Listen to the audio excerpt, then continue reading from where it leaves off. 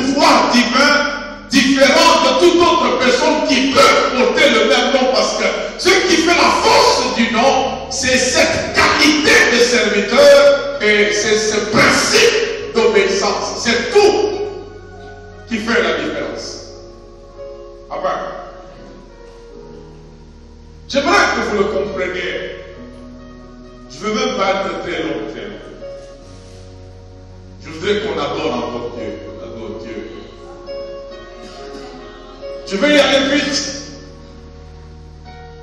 Vous savez, nous avons affaire à un Dieu que j'aime fondamentalement parce que il parle de l'homme avant de faire l'homme. Et il parle à l'homme après avoir fait l'homme.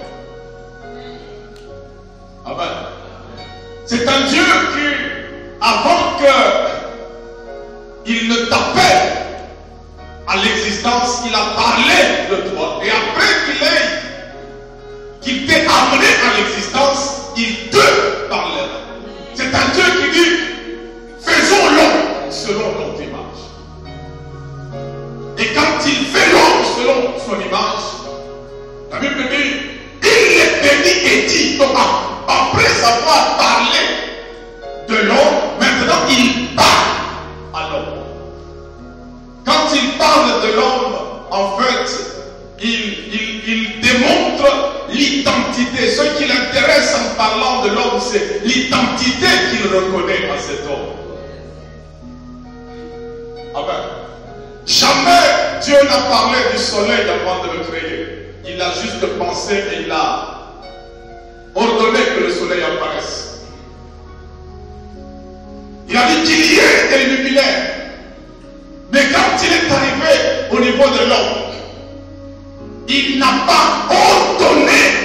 Il y a eu par contre déclaration d'intention suivie d'un silence. Il déclare alors,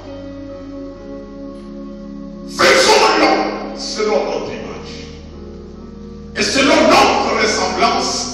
Il fixe le but en disant afin qu'il domine. Donc il parle de l'identité et il parle du but quand il parle à propos de toi. Et quand il a fini de parler, il s'est tu. Il n'y a pas eu que